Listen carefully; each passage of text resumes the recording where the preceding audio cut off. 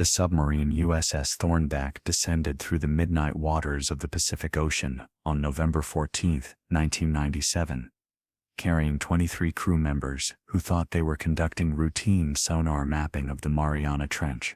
Commander Sarah Chen had led deep-water missions for 15 years, but nothing in her experience prepared her for what her sonar operator would discover at 3:27 in the morning, 4 miles beneath the surface, in waters that were supposed to be empty and lifeless. The first anomaly appeared as a brief flicker on the sonar screen, moving against the current at speeds that should have been impossible for any known marine life or submarine technology. Within seconds, it multiplied into dozens of contacts, surrounding the Thornback in a perfect geometric formation that defied every protocol of natural behavior or military tactics. What Commander Chen reported to naval intelligence that night would become the catalyst for a classified program that has operated in complete secrecy for over 25 years. A program dedicated to monitoring, understanding, and, when necessary, defending against a presence in our oceans that predates human civilization by millennia. The official designation was Project Abyssal Shield, though the handful of admirals and intelligence officers who knew of its existence simply called it the Deep War. This is the story of humanity's hidden conflict beneath the waves, a silent struggle that has claimed ships, submarines, and lives while the world above remains oblivious to the true nature of what lurks in the deepest parts of our planet's waters. Dr. Marcus Webb was sleeping in his cramped quarters at the Scripps Institution of Oceanography when his secure phone rang at 4:15 that morning. The voice on the other end identified itself only as Admiral Richardson, and the words that followed would pull Webb from his comfortable academic life into a world of impossible truths. The Navy needed him in Hawaii within 6 hours, no questions asked, no explanations given, only the promise that what he was about to see would redefine his understanding of marine biology and perhaps life itself. Webb had spent 2 decades studying deep-sea organisms, publishing papers on bioluminescent creatures and the theoretical limits of life under extreme pressure. But his theories were about to collide with a reality that no scientific journal would ever publish. The flight to Pearl Harbor was conducted in complete radio silence aboard a military transport that had no official flight plan. Webb sat alone in the cargo hold, surrounded by sealed equipment cases and 2 stone-faced Navy SEALs who politely but firmly declined to answer any of his increasingly anxious questions. Through the small window he watched the Pacific stretch endlessly below, its surface calm and deceptively peaceful, hiding secrets that humanity had barely begun to fathom. As they descended toward Oahu, Webb noticed something strange in the water: geometric patterns of disturbed waves that formed and dissolved in perfect synchronization, as if something massive was moving just beneath the surface, following their flight path with an intelligence that made his skin crawl. The briefing room at Pearl Harbor was 3 levels underground, accessible only through a series of biometric scanners that read not just fingerprints but retinal patterns,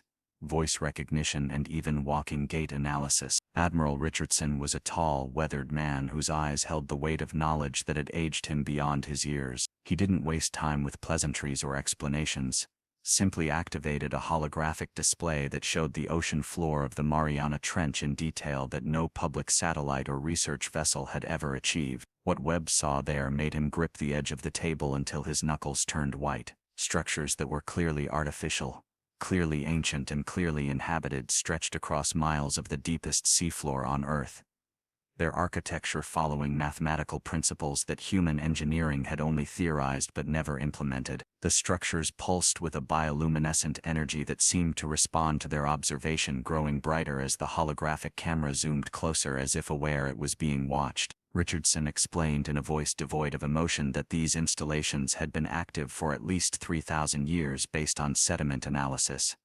Though their technology suggested an origin that predated human civilization by an unimaginable span, they had been monitoring human naval activity since we first put iron ships to sea, occasionally investigating our vessels, sometimes making contact in ways that were classified beyond Webb's clearance level. The Thornback incident was different because for the first time they had actively surrounded one of our submarines and transmitted something, a signal that the Navy's best cryptographers and linguists were still trying to decode. Webb learned that he had been selected not for his marine biology expertise alone but for a paper he had written 15 years earlier about the theoretical possibility of silicon-based lifeforms that could thrive in extreme pressure environments. The paper had been purely speculative, an intellectual exercise that he had almost forgotten about, but someone or something had been paying attention. The entities inhabiting these deep-sea structures appeared to be partially biological and partially technological, a fusion that challenged every assumption about the evolution of life and intelligence. Their bodies, if they could be called bodies, seemed to shift between solid and liquid states, adapting to pressure changes that would instantly crush any known Earth organism. The first documented encounter had actually occurred in 1962, though it had been aggressively suppressed and the witnesses either sworn to secrecy or discredited. A Soviet nuclear submarine, the K-19, had reported being followed by objects that moved through the water without creating typical displacement patterns, as if they were somehow phasing through the liquid rather than pushing against it. The Soviets had attempted to torpedo one of these objects, an action that resulted in all their electrical systems failing simultaneously and their submarine being gently but firmly pushed to the surface by an unknown force. The crew survived, but several reported experiencing what they described as telepathic contact, receiving images and sensations that suggested these beings had been observing humanity's nuclear experiments with growing concern.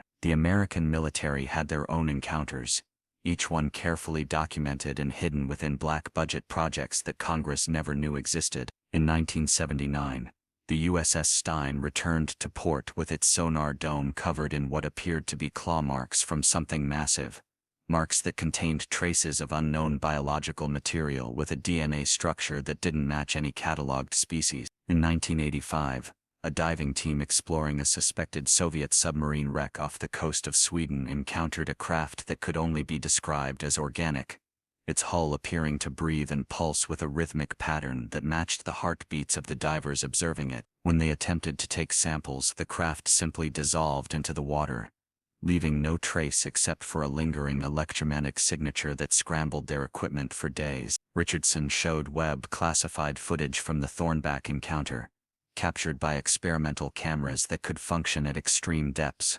The beings moved with a fluid grace that seemed to ignore the laws of physics, their forms shifting and adapting to their environment in real time. They communicated with each other through patterns of light that pulsed through their translucent bodies, creating a kind of visual language that was both beautiful and utterly alien. The most disturbing aspect was their apparent interest in the submarine's nuclear reactor, with several entities clustering around that section of the vessel, and somehow scanning its interior without breaching the hull. The Admiral revealed that similar encounters had been increasing in frequency over the past 5 years, particularly around areas where naval forces conducted nuclear submarine operations. The beings seemed to be monitoring humanity's nuclear capabilities with an intensity that suggested either concern or preparation. Intelligence analysts had noted correlations between underwater nuclear tests and increased activity from these deep-sea installations, as if our atomic experiments were disturbing something that had remained dormant for millennia. The question that kept the Joint Chiefs awake at night was whether these beings were simply observing or actively preparing for something,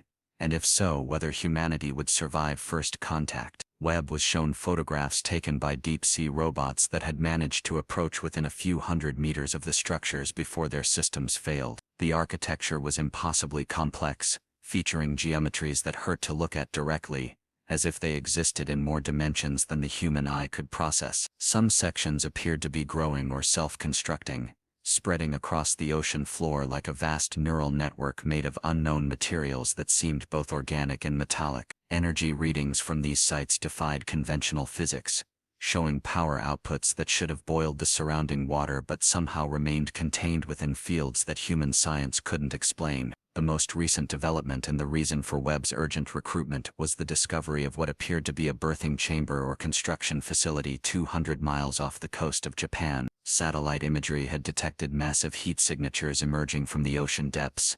Objects the size of aircraft carriers that rose from the deep, hovered just beneath the surface for several hours, then descended back to their origin points. The Navy had attempted to intercept one of these objects, but their submarines reported system failures the moment they got within 5 miles, forcing them to surface and retreat. Whatever these beings were creating or cultivating in those depths, they clearly didn't want human interference. Richardson concluded the briefing with a revelation that sent chills down Webb's spine. The signal transmitted to the Thornback had finally been partially decoded, and while most of it remained incomprehensible, one section had been translated through a complex analysis of mathematical patterns in frequency modulations. The message, if it could be called that, consisted of coordinates and a timestamp. The coordinates pointed to a location in the mid-Atlantic Ridge, international waters that no nation claimed but where strange disappearances had been reported for decades. The timestamp was 7 days from now, and the implications were clear. They were being invited to a meeting, or perhaps summoned to one, and the United States Navy had to decide whether to accept this invitation, or risk ignoring what could be humanity's first formal contact with a non-human intelligence. The preparation for the meeting consumed every waking moment of the next 7 days, though the public remained entirely unaware that their government was preparing for potential first contact with an intelligence that had shared this planet with humanity for millennia. Webb found himself at the center of a hastily assembled team of scientists, linguists and military strategists, who worked in 12-hour shifts from a command center that officially didn't exist, buried beneath a naval air station on the Virginia coast. The walls were lined with screens displaying ocean currents, tectonic activity, and satellite feeds from every major body of water on Earth, all searching for patterns that might indicate where these beings maintained their presence. Captain Diana Foster had been selected to lead the actual contact mission, chosen for her unique combination of submarine command experience and her background in xenobiology, a field she had studied before joining the Navy, back when the possibility of alien life was purely theoretical. Foster was 43 years old, had silver threading through her black hair from the stress of commanding nuclear submarines through 3 tours of duty, and possessed a calmness under pressure that had saved her crew's lives more than once. She spent hours studying every documented encounter, memorizing the movement patterns of the beings, the way they seemed to respond to different frequencies of sonar, and most importantly, the incidents where contact had gone wrong. The vessel selected for the mission was the USS Leviathan, a submarine so classified that most of the Navy didn't know it existed. It had been specifically modified over the past 3 years with technology reverse-engineered from fragments recovered from underwater sites where these beings had been observed. The hull incorporated a biomimetic coating that could adapt its texture and electromagnetic signature, allowing it to move through the water with minimal disturbance. The communication array had been enhanced with systems that could transmit across electromagnetic spectrums that human equipment normally couldn't access, frequencies that seemed to resonate with the crystalline structures found in the deepest parts of the ocean. Dr. Yuki Tanaka, a specialist in nonverbal communication and pattern recognition from Tokyo University, had been quietly extracted from her sabbatical and brought to the command center under the pretense of a family emergency. Her work on dolphin communication and cephalopod intelligence had caught the attention of intelligence agencies years ago, but she never imagined it would lead to this. She spent her days analyzing the light patterns recorded from the beings, trying to discern grammar, syntax, or any recognizable structure that might allow for meaningful exchange. What she discovered was both fascinating and terrifying.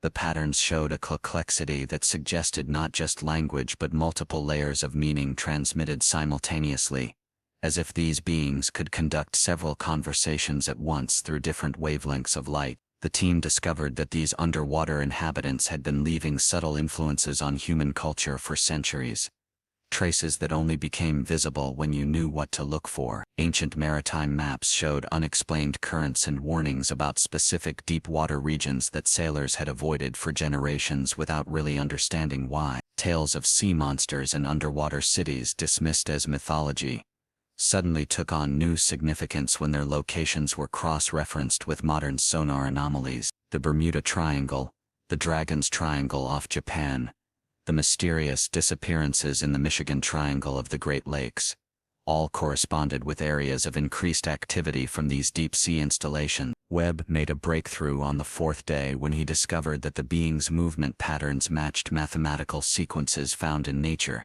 specifically the growth patterns of certain deep-sea organisms that had puzzled biologists for decades. These creatures, previously thought to be simple primitive life forms, might actually be some kind of engineered organisms, possibly probes or sensors left by the underwater civilization to monitor the upper ocean layers. When he applied this mathematical model to the electromagnetic signals, previously indecipherable transmissions suddenly revealed themselves to be incredibly detailed scans of human naval vessels, complete with crew counts, weapon systems, and even individual heartbeats of everyone aboard. The international implications were staggering, and maintaining secrecy became increasingly difficult, as other nations' intelligence services detected the unusual military preparations.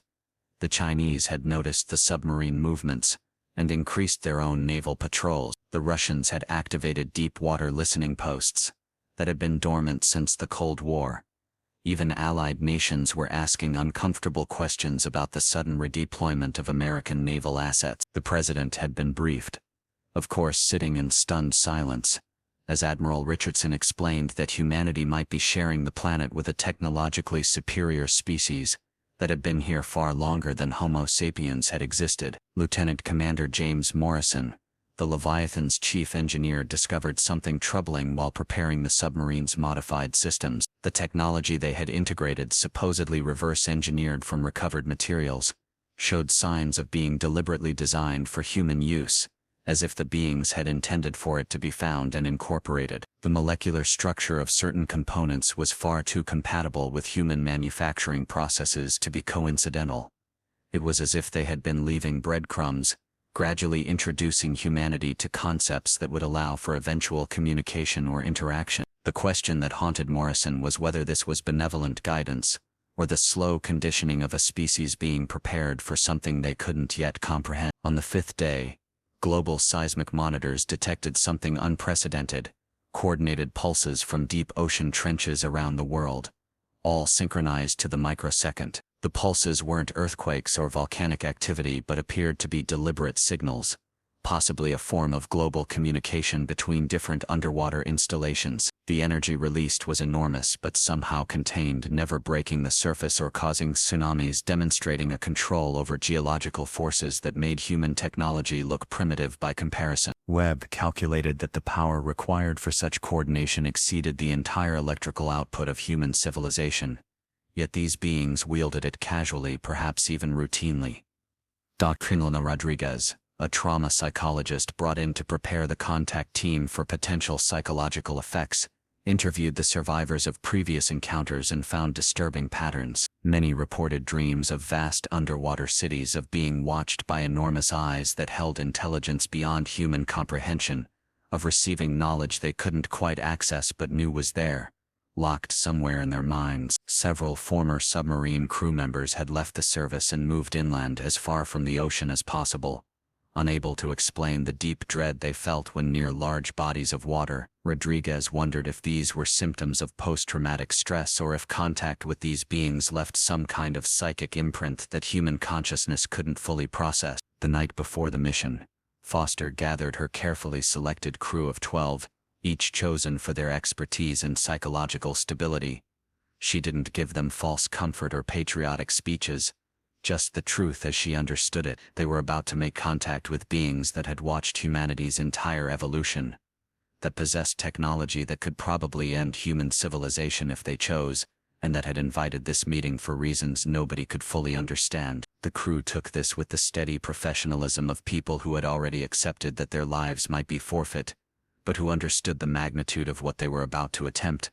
Webb's final analysis before the mission revealed something that changed everything. The mathematical patterns in the beings' communications weren't just complex, they were evolving, showing a learning curve that suggested they were adapting their signals to match human cognitive patterns. They were teaching themselves how to talk to us, simplifying their natural communication to something our brains could process. It was simultaneously reassuring and terrifying, showing a desire to communicate, but also highlighting just how far above us they were intellectually, like adults trying to find simple enough words to explain something to a small child. The USS Leviathan departed at sunset, sliding beneath the waves with none of the fanfare that should have accompanied humanity's most important journey. The crew descended in silence, each lost in their own thoughts about what awaited them in the depths. Foster stood in the command center, watching the depth gauge steadily increase, knowing that every meter took them further from the world they knew and closer to something that might fundamentally change humanity's understanding of its place in the universe. The sonar showed empty water ahead, but she knew that was an illusion.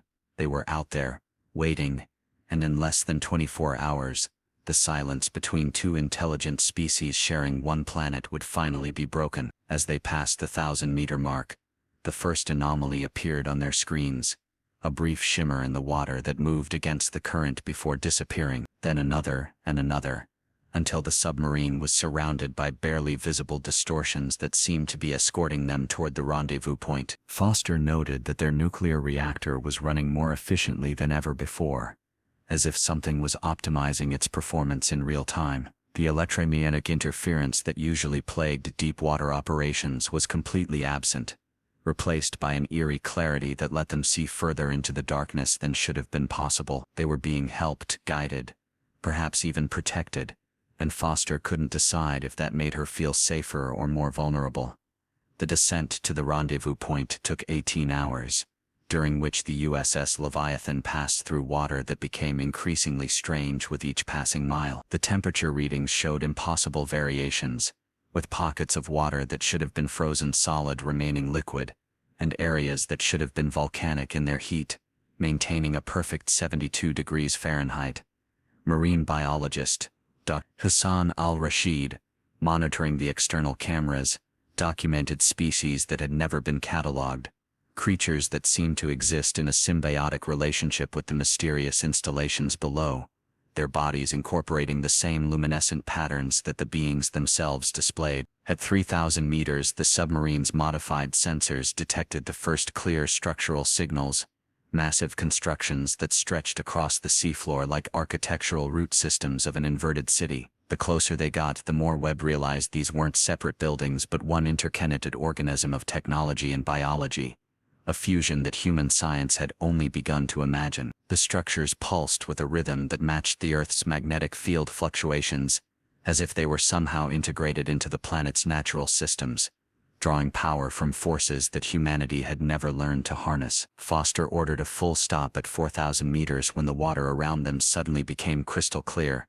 an impossibility at this depth where no sunlight could penetrate. The clarity wasn't from any external light source but from the water itself, which had somehow become luminous without generating heat or radiation. Through this illuminated darkness they could see the full scope of what waited below, and several crew members had to look away, their minds unable to process the geometric impossibilities of the architecture that sprawled before them, buildings that existed in non-Euclidean space, their angles adding up to more or less than they should, doorways that seemed to lead both inward and outward simultaneously. The communication system crackled to life with a sound that wasn't quite static, and wasn't quite voice, but something that bypassed the ears and seemed to resonate directly in the listener's bones. Tanaka frantically worked to modulate the frequency, trying to find a range that human consciousness could interpret without the dizzy nausea that accompanied the raw signal. When she finally achieved the right calibration, what came through was still alien, but at least comprehensible.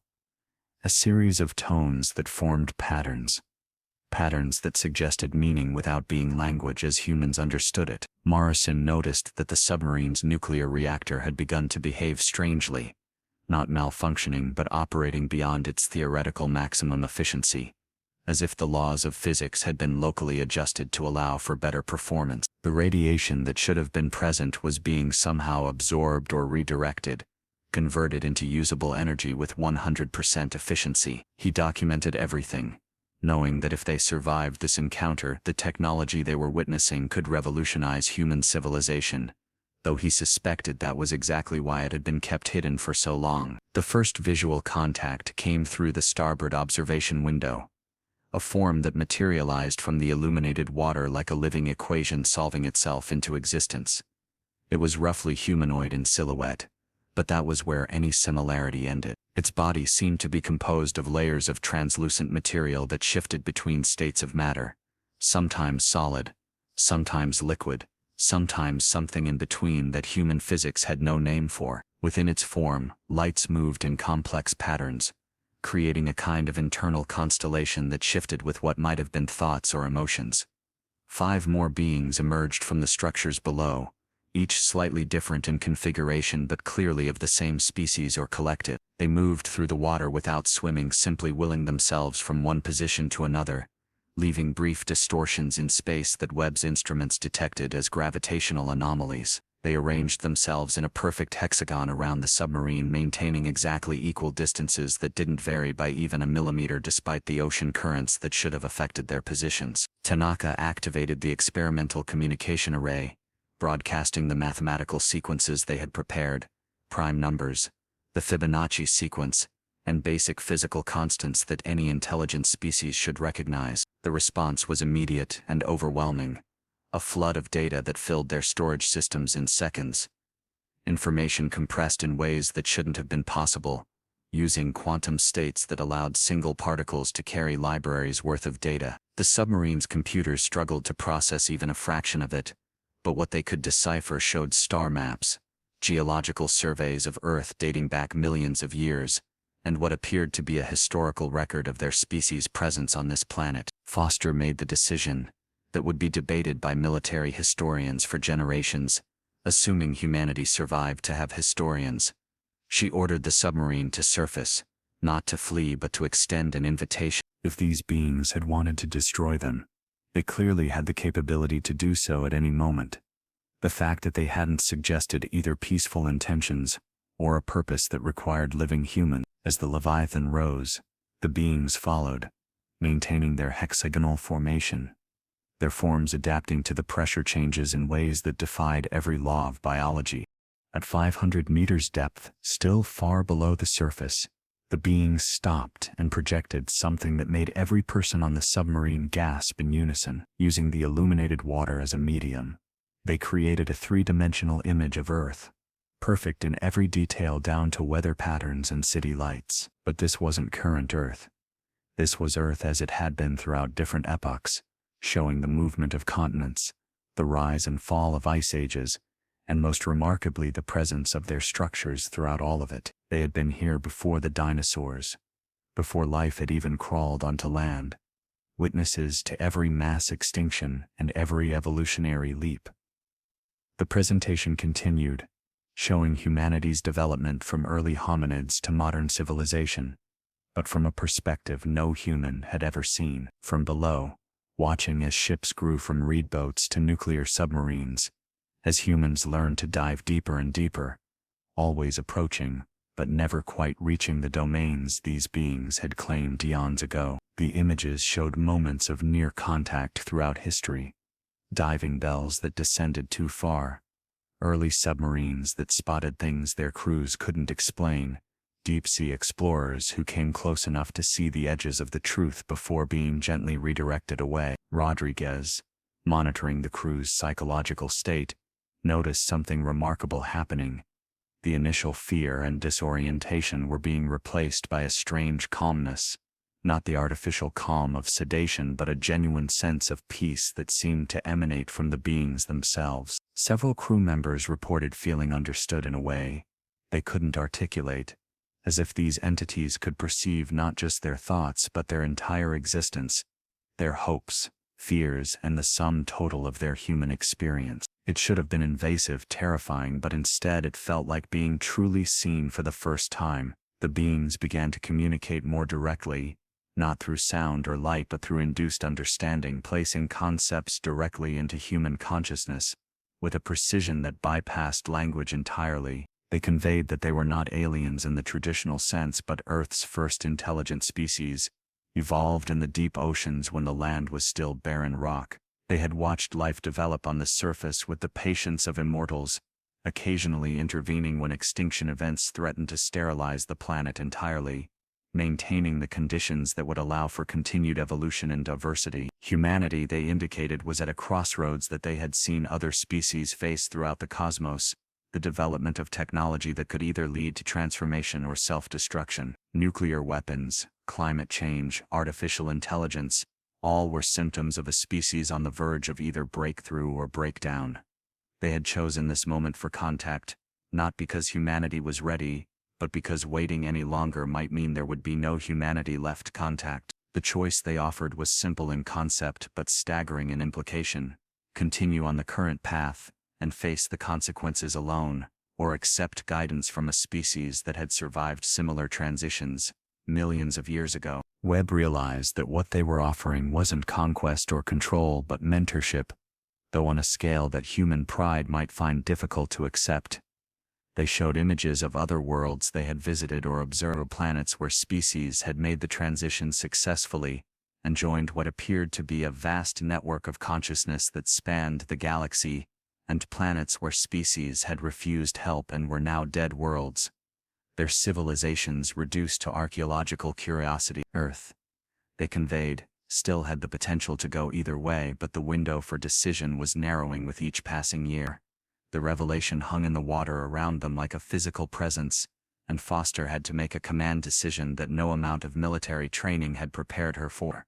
She ordered the submarine to maintain position while she contacted the surface, knowing that what she was about to report would either be dismissed as madness or trigger a series of events that could reshape human civilization. The secure satellite link established connection with Admiral Richardson, who had been waiting in the command center for the past 20 hours. Surrounded by Joint Chiefs and intelligence officials who had cleared their schedules for this moment without knowing exactly what they were waiting for, Foster's report was clinical, professional, devoid of the emotion that threatened to overwhelm her with every word. She described the beings, their technology, their claim to be Earth's elder species, and most importantly, their offer of guidance. The silence that followed her transmission lasted so long she thought the connection had been severed, until Richardson's voice came through, aged by what he was hearing, asking her to repeat everything while the recording systems captured every detail. In the background she could hear heated discussions, voices raised in disbelief, fear, and something that sounded dangerously close to panic.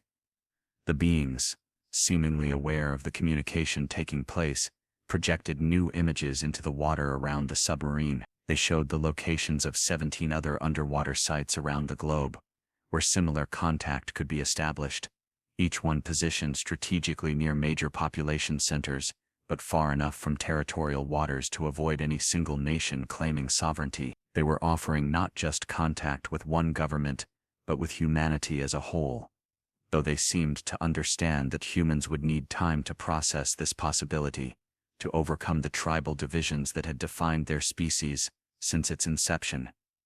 Dr. Seed made an observation that changed the entire context of the encounter when he noticed that the beings were not all the same age or size, that there were what appeared to be younger versions, smaller, their bioluminescent patterns less complex but learning mimicking the adults in ways that suggested teaching and cultural transmission.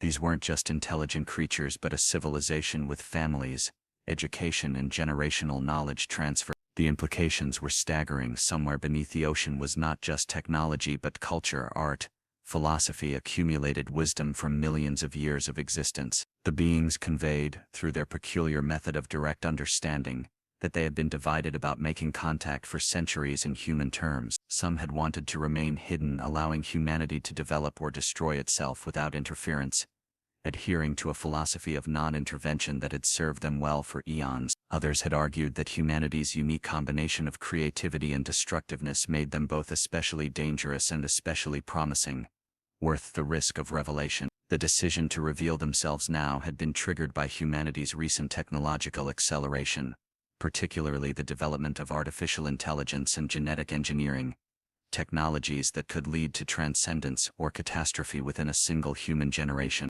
They showed the submarine crew glimpses of their cities, vast structures that existed in the deepest trenches but also in spaces between spaces, utilizing dimensions that human mathematics had only theorized about. The cities were inhabited not just by their species but by hundreds of others they had collected or saved over the millennia.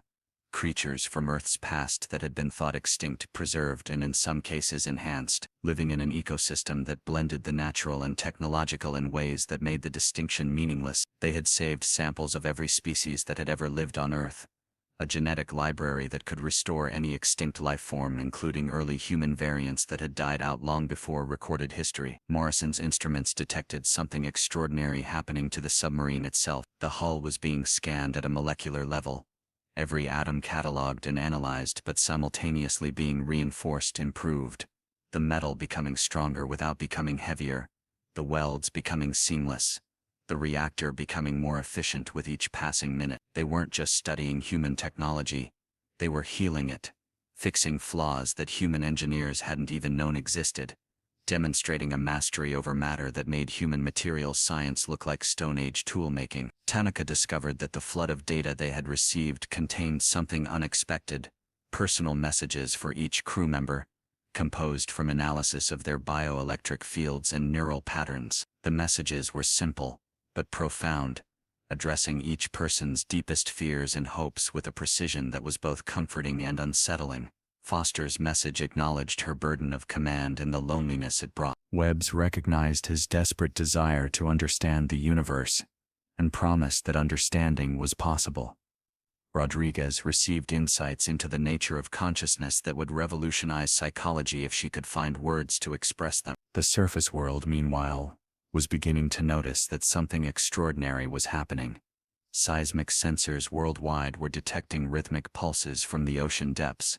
Satellite imagery showed unusual thermal patterns in international waters. Naval forces from multiple nations were converging on the Atlantic, though none knew exactly what they were investigating. The secret was becoming impossible to keep, and Richardson knew they had perhaps hours before the world's governments would demand answers that would be impossible to provide without fundamentally altering human society. The beings seemed to sense this urgency and conveyed that they were prepared for revelation but would follow humanity's lead in how it occurred. They could remain hidden, interacting only with selected representatives, or they had revealed themselves globally, simultaneously, in a way that would leave no room for denial or cover-up. They showed simulations of both scenarios: the gradual integration that might take generations but cause less disruption, or the sudden revelation that would shock but might unite humanity in the face of a larger reality. Neither path was without risks, and they made it clear that the choice was humanity's to make. Foster asked the question that had been burning in everyone's mind since contact began: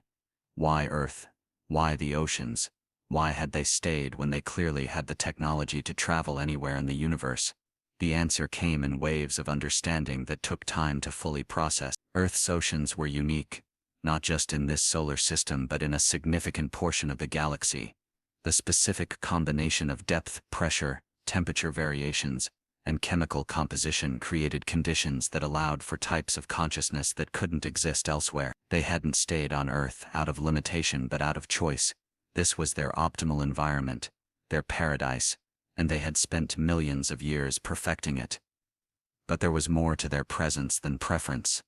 They served a function that humanity was only beginning to understand. Earth's oceans were a kind of consciousness reservoir, a place where information from across the cosmos could be stored in the quantum states of water molecules, accessed by those who knew how to read it. Every drop of ocean water contained libraries of information from civilizations across the galaxy, preserved in a medium that was both robust and dynamic. Humanity had been living above the galaxy's greatest repository of knowledge without ever knowing it existed. The beings showed them fragments of this stored knowledge, glimpses of technologies that could end scarcity, cure any disease, extend human life indefinitely, and allow for travel between stars without the limitations of speed or distance. But they also showed the civilizations that had received such knowledge before they were ready, the ones that had destroyed themselves with paradise, that had lost purpose when struggle ended, that had fractured when mortality became optional. The gifts they offered came with warnings carved from the tombstones of 1,000 dead civilizations.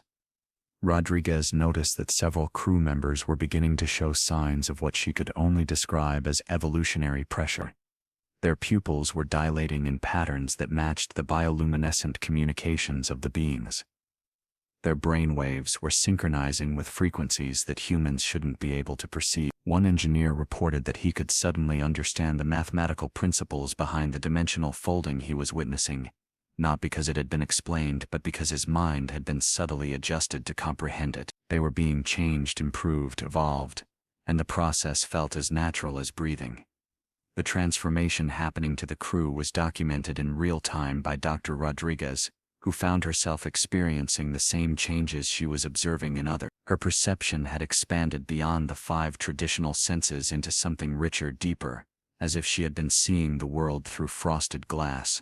Her entire life and someone had finally cleaned the window. She could sense the emotional states of everyone on the submarine not as vague impressions, but as complex symphonies of feeling.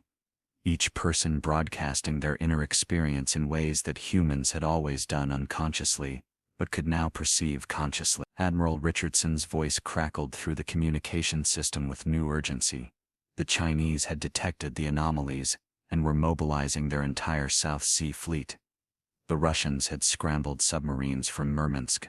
NATO was activating emergency protocol. The world's military powers were converging on the Atlantic, and without clear communication about what was happening, the risk of catastrophic misunderstanding was growing by the minute. Richardson needed something concrete to tell the president, who was being pressured by advisors split between those who wanted to claim first contact for America and those who wanted to suppress the entire event. The beings responded to this crisis by expanding their projection, creating a display visible not just to the Leviathan but to every submarine and surface vessel within a 50-mile radius. Ships from 7 different nations suddenly found themselves surrounded by the same illuminated water, the same impossible clarity that revealed structures below that satellites had somehow never detected. The message was clear.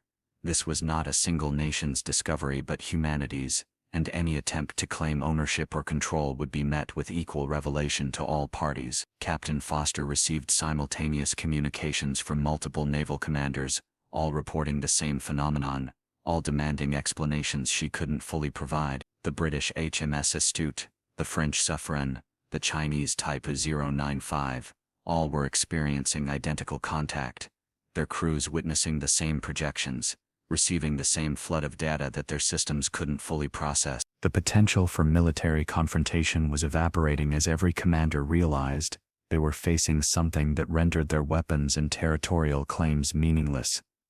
Webb discovered something extraordinary in the data streams they were receiving. The beings had been documenting human history from their perspective, but not just major events. They had records of individual humans throughout history who had come close to discovering the truth. Sailors who had seen things they couldn't explain, scientists whose theories had been dismissed as fantasy, artists whose visions had been inspired by glimpses of the deeper reality. Leonardo da Vinci's notebooks contained sketches that matched the geometries of their architecture. Jules Verne's stories included details that were too accurate to be pure imagination. They had been influencing human consciousness subtly, preparing the species for eventual contact through art, literature, and dreams. The biological samples that Al-Rashid had been analyzing revealed something that fundamentally challenged the understanding of evolution. Many deep-sea species that scientists had classified as primitive or ancient were actually engineered organisms, created millions of years ago,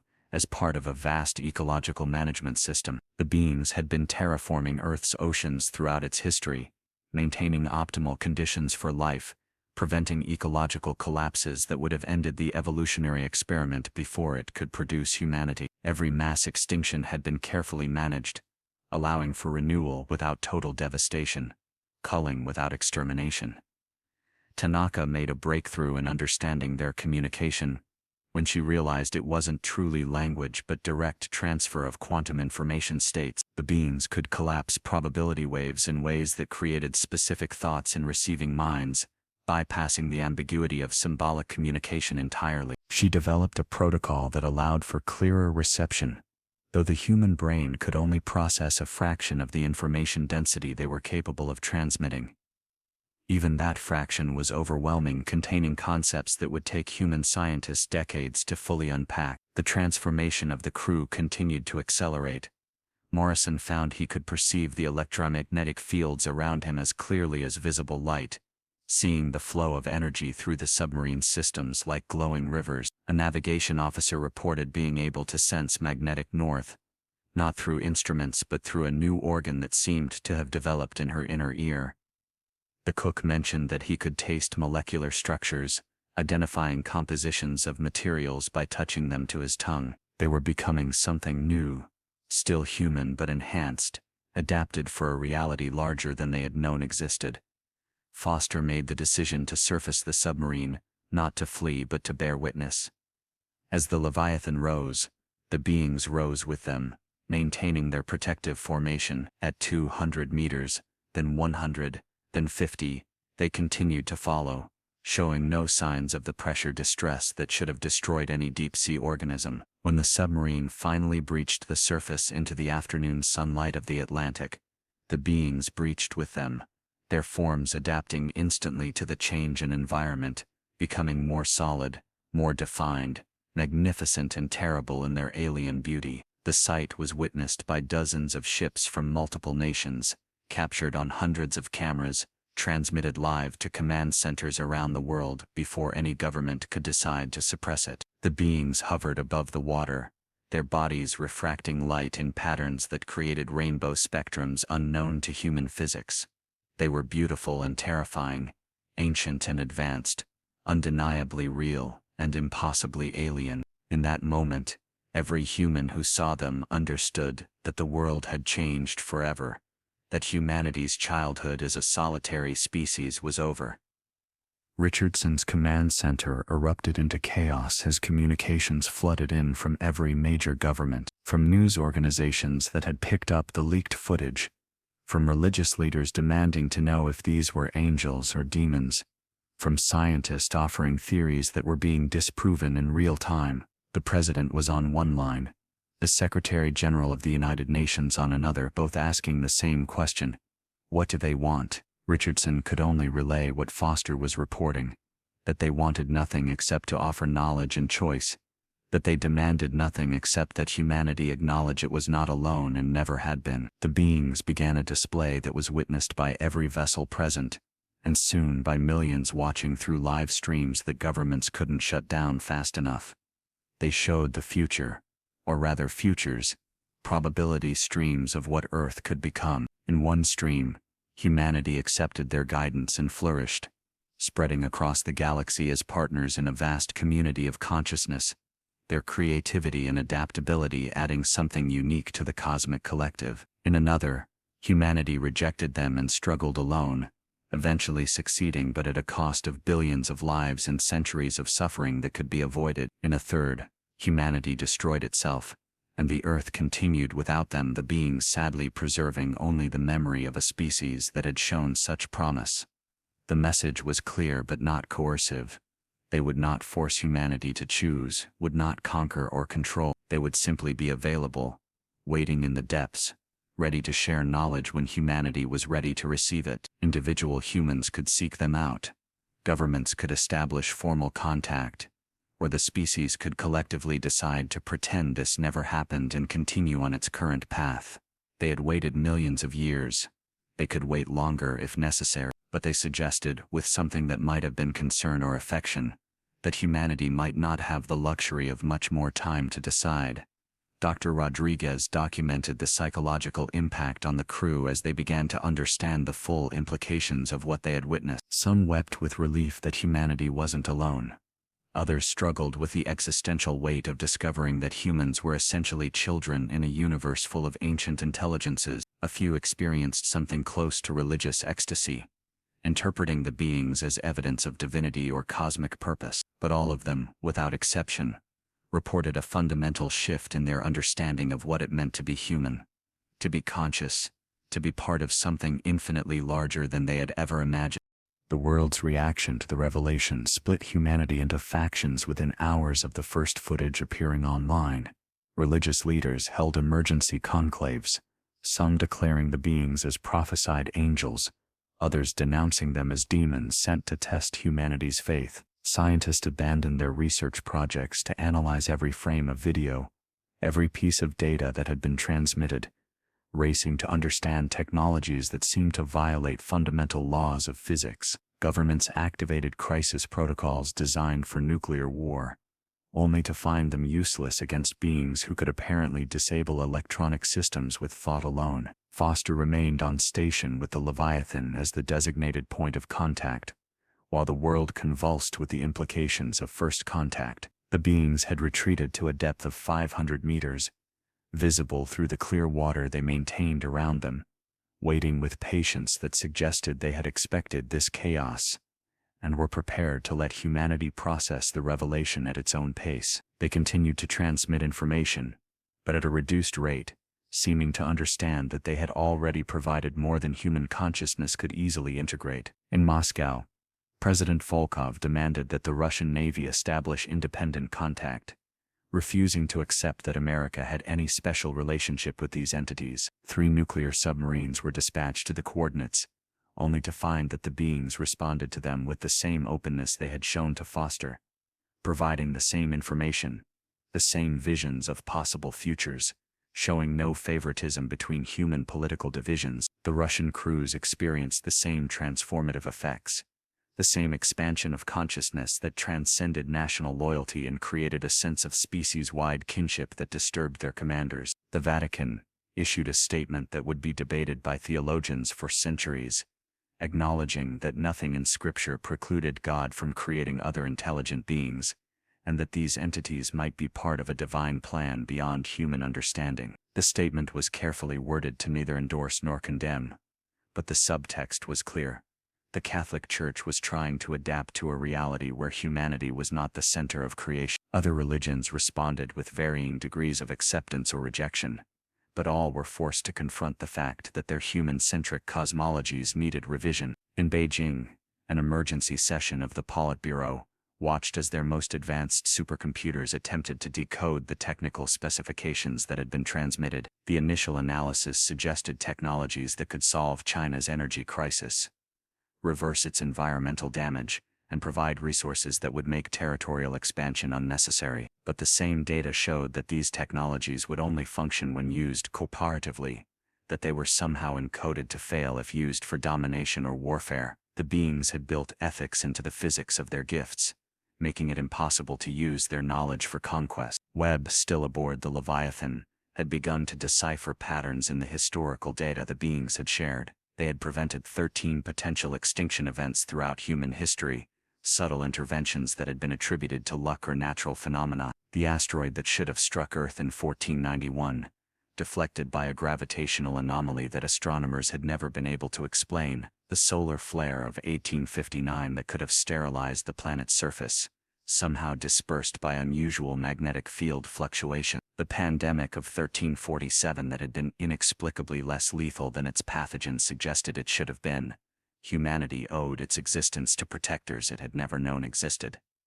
Tanaka discovered something troubling in the communication protocol. The beings were capable of transmitting information directly into human consciousness, but they were deliberately limiting themselves, using only a fraction of their communication capability. When she asked why through the mathematical language they had established, the answer was sobering. Full communication would overwhelm the human brain, potentially causing permanent damage or fundamental alteration of personality. They were being gentle, careful, treating human consciousness like a fragile vessel that could shatter if filled too quickly. The economic implications began to manifest within days. Stock markets crashed globally as investors realized that entire industries might become obsolete overnight.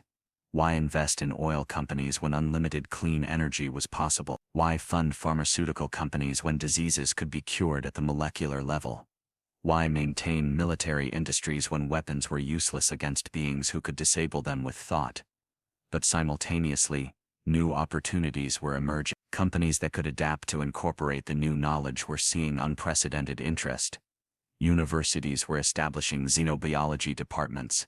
The space industry was reimagining interstellar travel based on principles that made rocket propulsion look primitive. Rodriguez continued to monitor the psychological transformation of the crew, documenting changes that would reshape the understanding of human potential. Crew members were developing what could only be described as telepathic connections. Not full mind reading but an empathic resonance that allowed them to sense each other's emotional states and basic intentions. Conflicts that would normally escalate were being resolved before they could begin, as each person could feel the impact of their words and actions on others. It was creating a micro-society aboard the submarine that operated with unprecedented harmony. Though Rodriguez worried about what would happen when these transformed individuals returned to normal human society, The military implications were staggering and terrifying to defense establishments worldwide. These beings had demonstrated the ability to disable nuclear weapons, render submarines visible despite stealth technology, and monitor military communications without any detectable surveillance equipment. Every nation's defense strategy was suddenly obsolete, their weapons useless, their secrets exposed. Some generals argued for immediate aggressive action before humanity became completely defenseless. Others recognized that aggression against beings who had shown only benevolence might be the action that turned protectors into judges. Morrison made a discovery that explained why the beings had chosen this moment for contact. The modifications they had made to the submarine's reactor had included sensors that detected something human instruments couldn't perceive, a kind of background radiation that was increasing exponentially. The being's data indicated this was connected to human technological development, specifically to experiments with quantum computing and artificial intelligence. Humanity was approaching a threshold where its technology would either harmonize with the universe's deeper structures, or create a dissonance that would attract attention from entities far less benevolent than Earth's ocean dwellers. The beings shared visions of other worlds that had faced similar transitions. Some had succeeded in evolving beyond their physical limitations, becoming beings of pure consciousness that could traverse dimensions humans couldn't perceive. Others had failed catastrophically, their planets now dead monuments to civilizations that had reached for godhood without wisdom. A few had chosen isolation, rejecting contact with the larger universe, and surviving but stagnating, trapped in perfect but unchanging society. Earth stood at the crossroads, and the choice humanity made in the coming years would determine its fate for millions of years to come. Al-Rashid's biological analysis revealed that the transformations occurring in the crew were not random mutations, but activated dormant genetic sequences that existed in all humans. The beings hadn't altered human DNA. They had simply awakened capabilities that had been encoded but suppressed, evolutionary potential that had been waiting for the right trigger. Every human carried the genetic capacity for these enhanced abilities, suggesting that Homo sapiens had always been intended to become something more, that current humanity was a larval stage of something greater. Foster received orders from Richardson to return to port, but she found herself reluctant to leave. The connection with the beings had become something more than professional duty. She could feel their vast consciousness at the edge of her perception, ancient and patient and surprisingly warm. They grieved for every species that had failed to transcend its limitations. They celebrated every successful evolution, and they hoped, with an intensity that was almost painful to perceive, that humanity would choose wisely. She requested permission to remain on station for another 48 hours, knowing that once she left, she might never experience this connection again. The United Nations convened an emergency session unlike any in its history, with representatives arriving at the New York headquarters to find the building surrounded by crowds that numbered in the hundreds of thousands. Some carried signs welcoming Earth's elder species, others demanded humanity reject the alien influence, and still others simply stood in silent awe at the reality that had shattered their worldview. Inside the General Assembly, diplomats who had spent careers managing human conflicts found themselves utterly unprepared for the question before them. Should humanity formally accept the guidance of a species that had been here longer than humans had existed? Dr. Webb was called to testify before the assembly, his transformation visible to everyone who watched.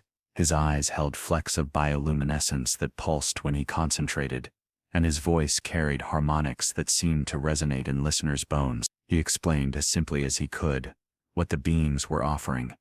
Not domination but education, not control but choice, not replacement of human culture but enhancement of human capability. The technologies they possessed could end scarcity within a generation, extend human life indefinitely, open the stars to exploration, but only if humanity could overcome its tribal divisions and accept its place as part of a larger community. The Chinese delegate raised the question that many were thinking but afraid to voice. What was the price? Nothing in human experience suggested that such gifts came without cost. Webb's answer was both reassuring and troubling. The beings asked for nothing material, no resources, no territory, no worship. What they wanted was for humanity to survive its adolescence, to not become another failed experiment in consciousness. The price, if it could be called that, was growth, change, the abandonment of comfortable limitations, and the acceptance of uncomfortable responsibilities. In the depths of the Pacific, a second contact event was unfolding that would prove even more significant than the first. The research vessel, Cousteau IV, carrying an international team of marine biologists, had detected massive movement in the Mariana Trench. What they found there defied every expectation: a city, vast and luminous, rising from depths that should have crushed any structure human engineering could conceive. The city was inhabited not just by the beings, but by thousands of species, many thought extinct, others never before seen, all coexisting in an orchestrated ecosystem that was simultaneously natural and artificial. Captain Foster, still maintaining position in the Atlantic, received transmitted images from the Pacific contact. The beings were showing humanity that they were not a small group, but a civilization numbering in the millions, with infrastructure that spanned the ocean floors of the entire planet. They had cities beneath every major body of water, connected by transportation methods that folded space, allowing instant travel between locations thousands of miles apart. The oceans that humans had thought of as barriers were actually highways for a civilization that had been traveling them since before continents had taken their current shape. The transformation of the Leviathan's crew had reached a point where Rodriguez could no longer classify them as entirely human by traditional medical standards. Brain scans showed new neural pathways that shouldn't exist, organs that had developed functions beyond their original purpose, sensory capabilities that exceeded anything in human evolutionary history. Yet the crew remained fundamentally themselves, their personalities intact, their memories unchanged, simply expanded to accommodate new ways of perceiving and interacting with reality. They were becoming what the beings called transitional humans, bridges between what humanity had been and what it could become. Religious communities worldwide struggled to interpret the revelation through the lens of their beliefs. In Tibet, Buddhist monks declared that the beings represented bodhisattvas who had delayed their own transcendence to guide others toward enlightenment. Islamic scholars debated whether these entities were jinn, created from smokeless fire as described in the Quran, beings who had lived alongside humanity since creation. Hindu priests saw parallels to the ancient descriptions of nagas, serpent beings who lived in underground cities and possessed advanced knowledge. Each religion found echoes of truth in their sacred text, suggestions that humanity had always known, on some level, that it was not alone. Tanaka achieved a breakthrough in communication when she realized that the mathematical patterns the beings used were based on consciousness itself, not abstract numbers but the actual structure of thought. She developed an interface that allowed for more nuanced exchange, though using it required entering a meditative state that few humans could maintain for more than minutes at a time. Through this connection, she learned that the beings experienced time differently than humans, able to perceive past, present, and potential futures simultaneously, which explained their patience and their sense of urgency, both existing without contradiction. The economic transformation accelerated as the first practical applications of the transmitted knowledge began to emerge. A team at MIT successfully created a prototype energy generator based on the principles the beings had shared, producing power from quantum fluctuations in what appeared to be empty space. A biotech company in Switzerland announced they had decoded parts of the genetic enhancement data, identifying treatments that could eliminate most hereditary diseases. A materials science lab in Japan created a substance that exhibited properties of both metal and organic tissue, self-healing and stronger than any known alloy. Morrison discovered that the modifications to the submarine had gone deeper than anyone realized. The Leviathan was no longer entirely a human construct. It had become a hybrid of human engineering and alien enhancement, its systems now capable of operations that its original designers wouldn't have thought possible. The hull could withstand pressures that should have crushed it. The reactor produced no waste radiation, and most remarkably, the submarine seemed to be learning, adapting to its crew's needs without being programmed to do so. It was becoming alive in some sense that challenged the distinction between organic and mechanical. President Harrison addressed the American people from the Oval Office, her speech carefully crafted to acknowledge the fear and wonder that gripped the nation. She announced that the United States would support a coordinated international response to the being's offer, that this was not a moment for national competition but for species-wide cooperation. The announcement was met with both praise and condemnation, with some accusing her of surrendering American sovereignty, others praising her for recognizing that humanity's future transcended political boundaries. The beings responded to the various governmental discussions by doing something unprecedented. They appeared simultaneously at 17 locations around the globe, emerging from oceans, lakes, and even major rivers to hover above the water in full view of millions. Their message, transmitted in every human language simultaneously, was simple and direct. Humanity had 30 days to decide whether to accept formal contact and begin the process of integration into the larger cosmic community. They would not force the choice, but they wanted humanity to understand that this opportunity might not come again. Other forces in the universe had noticed Earth's technological emergence, and not all of them were as benevolent as Earth's ancient guardian. Al-Rashid's research revealed something that added urgency to the decision. The genetic changes in the crew were not just enhancements but preparations. Human DNA was being prepared for environmental conditions that didn't currently exist on Earth, but might in the future. The beings were preparing humanity for changes that were coming whether contact was accepted or not. Cosmic events that would require adaptation or extinction. The choice wasn't really whether to change but whether to change with guidance or struggle through the transformation alone. Foster made a personal decision that would influence many others. She volunteered to undergo the full transformation process, to become as close to what the beings were as human biology would allow. It meant accepting changes that couldn't be reversed, becoming something that might no longer be welcome in human society if contact was rejected. But she had touched something infinite in her communications with them, a perspective that made human concerns seem simultaneously vital and trivial, and she couldn't go back to seeing the universe through smaller eyes. Foster's transformation began at sunset on the 20th day of the countdown, witnessed by her crew and transmitted to command centers worldwide as humanity watched one of its own voluntarily evolve beyond traditional human limitations. The beings surrounded her in the water as she dove from the submarine without any breathing apparatus, her body having already adapted enough to process oxygen from the water itself. The process was both beautiful and terrifying, her form becoming translucent, internal organs visible as they restructured, her skeleton adapting to pressures that would have crushed her original body. The transformation took 12 hours, during which Foster remained conscious, later describing the experience as dying and being born simultaneously, every cell in her body singing with new purpose. When she emerged, she was recognizably herself, but fundamentally changed. Her skin had a subtle luminescence that pulsed with her heartbeat. Her eyes could see across spectrums humans couldn't perceive, and most remarkably, she could communicate with the beings as equals, no longer needing translation or interpretation. She had become the first true hybrid, proof that humanity could evolve without losing its essential nature. The reaction to Foster's transformation divided humanity even further. Some saw her as humanity's future, a pioneer who had taken the first step toward a greater destiny. Others viewed her as no longer human, a traitor to her species who had allowed herself to be corrupted by alien influence. Death threats arrived at naval headquarters alongside messages of worship, both extremes missing the simple truth that Foster conveyed in her first statement after transformation. She was still herself, just more aware, more capable, more connected to the universe than she had ever imagined possible. Webb requested to undergo the same transformation, driven by a scientist's need to understand and experience what he had been studying.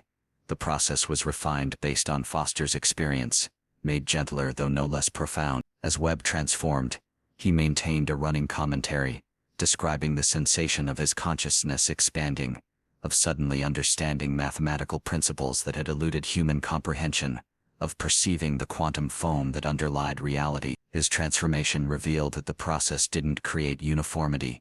Each person retained their individual nature while gaining universal capabilities. The international response to the 30-day deadline became increasingly urgent as governments realized the implications of the choice before them. The beings had made it clear that rejection didn't mean they would leave or attack, simply that they would return to the shadows, continuing their ancient watch while humanity faced its challenges alone. But acceptance meant irrevocable change, the end of humanity as a singular species, and the beginning of its integration into something larger. No political system had been designed to make such a decision. No democratic process could adequately capture the will of 8 billion people facing transformation.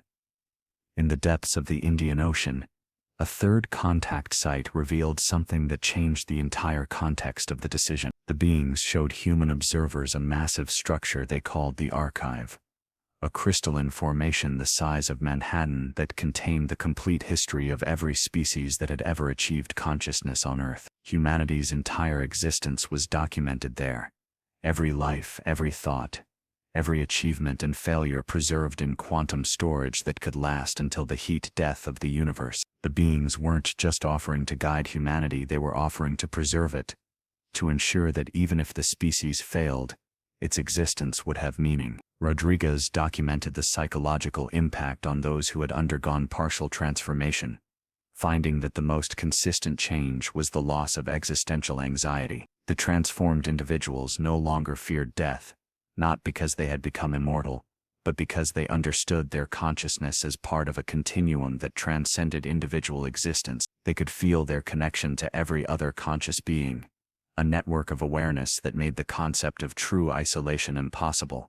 It was simultaneously comforting and overwhelming, requiring new mental frameworks to process. The Vatican made a historic announcement on day 22, with Pope Francis declaring that the Church viewed the beings as part of God's creation, their offer of guidance as potentially divine providence, and the transformation of humanity as possibly the next step in spiritual evolution. The statement was controversial within the Church itself, causing schisms that would take generations to heal, but it provided moral authority for millions who were struggling to reconcile their faith with the new reality. Tanaka's continued work on communication revealed that the beings had been trying to contact humanity for centuries through dreams, inspiration, and what humans called intuition. Every major scientific breakthrough had been partially guided, not given but suggested. Humanity's development steered toward discoveries that would prepare them for this moment. Einstein's theories, Turing's computational concepts, Crick and Watson's DNA structure, all had been influenced by subtle transmissions that human consciousness interpreted as sudden insight. The Chinese government announced on day 23 that they would accept the being's offer, but only if certain conditions were met, including guarantees of national sovereignty and the preservation of cultural identity. The being's response was immediate and clear. They didn't recognize human political divisions as meaningful. Their offer was to humanity as a species, not to nations or governments. Countries could choose to participate or not, but the transformation would be available to any human who sought it, regardless of their government's position. Morrison's analysis of the submarine's transformation had revealed something crucial about the being's technology. It wasn't based on imposing external changes but on awakening inherent potentials. Every piece of human technology they enhanced was improved by bringing out capabilities that already existed in nascent form. The implication was profound. Human technology had always been moving toward convergence with their methods, suggesting either that humans had been unconsciously guided, or that there were universal principles of development that all intelligent species eventually discovered. On day 25, something unexpected happened that accelerated the decision-making process. Other entities began to appear at the contact sites, beings that were clearly different from Earth's ocean dwellers but seemed to be allies or partners. They came from other worlds, other oceans, representatives of the cosmic community that Earth was being invited to join. Their presence demonstrated that acceptance wouldn't mean dealing with just one species, but joining a vast network of consciousness that spanned the galaxy. The diversity was staggering. Beings of crystalline structure, gaseous entities that existed in probability clouds, creatures that seemed to be living mathematics. Al-Rashid's biological research had reached a startling conclusion. The transformation wasn't adding anything foreign to human biology, it was completing it. Human DNA contained sequences that had no current function but perfectly matched the patterns needed for the enhanced capabilities. It was as if humans had been designed to transform their current state, merely a preparatory phase for something greater. The beings confirmed this, revealing that they had influenced human evolution from the beginning, not controlling but guiding, ensuring that when this moment came, humanity would be capable of making the transition. Foster, now fully transformed, could perceive the network of consciousness that connected all the enhanced beings. She described it as an ocean of thought, where individual identity remained distinct, but could merge temporarily with others for shared understanding or combined problem-solving. The loneliness that plagued human existence simply didn't exist in this state, though neither did the complete privacy that humans took for granted. It was a trade-off that each person would have to decide for themselves whether to accept. As day 28 arrived, The world held its breath. Polls showed humanity almost evenly divided, with younger generations generally favoring acceptance and older ones showing more resistance. But the beings had made clear that this wasn't a democratic decision where the majority could impose its will on the minority. Each human would choose for themselves, and humanity would either transform together by consensus, or fragment into those who advanced and those who remained. The social implications of such a division were staggering, potentially creating a two-tier species, where the enhanced and unenhanced might no longer be able to relate as equals. On the 29th day, an event occurred that would be remembered as the revelation of the deep. Without warning, the ocean beings projected their full history into the consciousness of every human on Earth, simultaneously, a controlled and gentle transmission that lasted exactly 3 minutes, but conveyed millions of years of experience. Every person, from world leaders to children, experienced the same vision: the birth of consciousness in Earth's primordial oceans, the rise and fall of civilizations that predated the dinosaurs, the careful cultivation of life through mass extinctions, and the patient watching as humanity emerged and grew toward this moment of decision. The psychological impact was immediate and profound. Suicide prevention hotlines were overwhelmed, not with calls of despair but with people experiencing a kind of existential vertigo, suddenly understanding their place in a cosmos far stranger and more magnificent than they had imagined. Religious services saw attendance spike to historic levels, as people sought meaning and community in the face of infinite possibility. Scientists abandoned their experiments to simply sit and process the implications of what they had been shown. Decades of research suddenly seeming both validated and obsolete. Webb, now partially transformed, worked with Foster to establish what they called the Bridge Protocol, a method for humans to experience transformation gradually rather than all at once. They discovered that the process could be controlled, paused, even reversed up to a certain point, allowing people to sample the enhanced state before committing fully. This discovery changed the dynamic of the choice, making it less binary and more of a spectrum. Humans could take small steps toward transformation, maintaining their familiar identity while slowly adapting to expanded capabilities. The president's cabinet met in an emergency session that lasted 18 hours, debating whether the government should take an official position or leave the choice entirely to individuals. The Secretary of Defense argued that allowing random citizens to transform could create a security nightmare, enhanced individuals who might use their abilities against national interest. The Secretary of State countered that any attempt to control transformation would likely fail and could position America as an enemy of human evolution. In the end, they decided on a policy of managed acceptance, creating centers where transformation could occur under medical supervision and psychological support. Rodriguez published her preliminary findings on the psychological effects of transformation, a document that became the most downloaded scientific paper in history within hours of its release. She reported that transformed individuals showed no signs of lost humanity but rather an amplification of human characteristics. Empathy increased dramatically, creative problem-solving improved by orders of magnitude, and most surprisingly, individual personality became more distinct rather than less. The fear that transformation would create a homogeneous hive mind was unfounded. If anything, it celebrated and enhanced human diversity.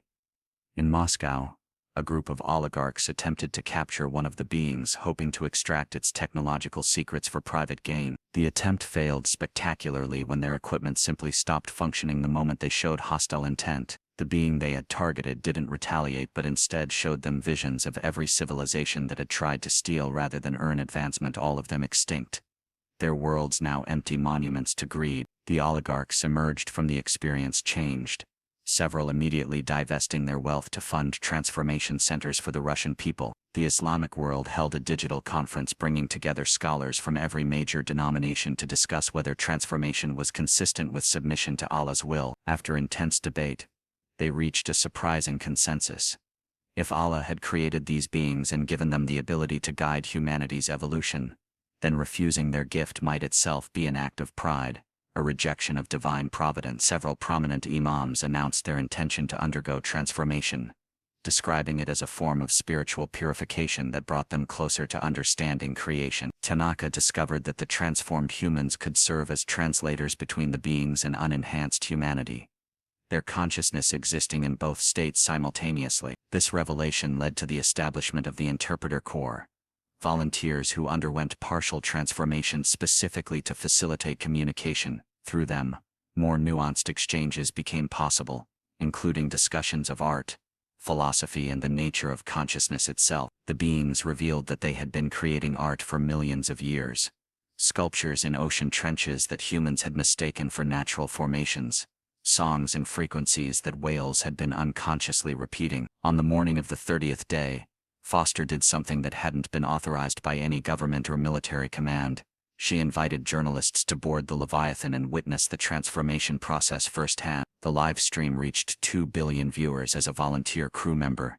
Ensign James Park underwent the full transformation while narrating his experience. His description of feeling the ocean's entire ecosystem as an extension of his own awareness, of understanding the mathematical foundations of reality as clearly as seeing color, convinced millions that transformation was not a loss but an incredible gain. The deadline arrived with humanity still divided but no longer paralyzed. Transformation centers had been established in every major city, staffed by those who had already changed and medical professionals learning to support the process. Some religions declared transformation holy, others branded it heretical. Families split between those who chose to evolve and those who chose to remain. But there was no apocalypse, no ultimatum. The beings simply made themselves continuously available, patient as they had always been, allowing humanity to transform at its own pace. Al-Rashid published his final report on the biological aspects of transformation, revealing that enhanced humans remained fertile and could reproduce with both transformed and untransformed partners. The children of such unions carried the potential for transformation but weren't born enhanced, preserving human choice for future generations. This discovery alleviated fears about the species splitting permanently, suggesting that the division between enhanced and traditional humans might be temporary, lasting only until humanity collectively decided its future. Morrison's engineering team had reverse-engineered enough of the being's technology to begin producing hybrid devices, machines that incorporated both human innovation and alien principles. The first practical application was a water purification system that could clean entire lakes in days, removing not just pollutants, but repairing molecular damage from decades of contamination. The technology was shared freely, the beings insisting that their gifts could not be hoarded or sold, that they would only function when used for collective benefit. The economic system began a fundamental restructuring as scarcity-based models became obsolete. With unlimited clean energy and the ability to transmute elements at the molecular level, traditional concepts of wealth lost meaning. Some nations resisted, trying to maintain old power structures, but they found their citizens simply bypassing government control, forming new communities based on shared consciousness rather than geographic proximity. The transformation was occurring not just in biology but in society itself. Foster received a transmission from the beings that she shared with the world, a message of both congratulation and warning. Humanity had passed the first test by not destroying itself when faced with transcendent choice.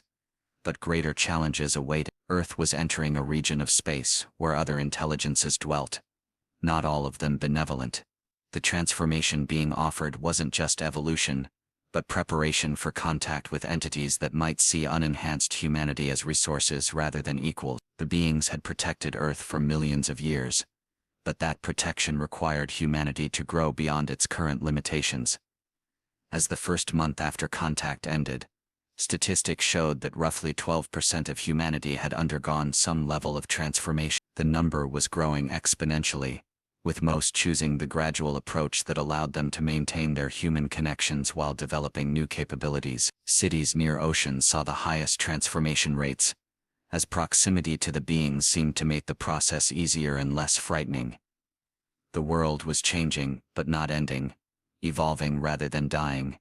And in that evolution many began to see hope rather than horror. 6 months after first contact, the world had reorganized itself in ways no political scientist had predicted. Traditional governments still existed, but found their influence waning as transformed humans created parallel societies that operated on principles of shared consciousness and collective decision-making. These new communities weren't communes or cults, but something unprecedented, networks of minds that could function as individuals or unite for tasks requiring combined intelligence. They solved problems that had plagued humanity for centuries not through force or politics, but through a kind of cognitive symphony where each mind contributed its unique perspective to find optimal solutions. Webb, now fully transformed, led a research initiative that had decoded significant portions of the archive, revealing histories of 17 distinct civilizations that had risen and fallen on Earth before humanity. Each had reached a point similar to where humans now stood, faced with the choice to transcend or remain limited.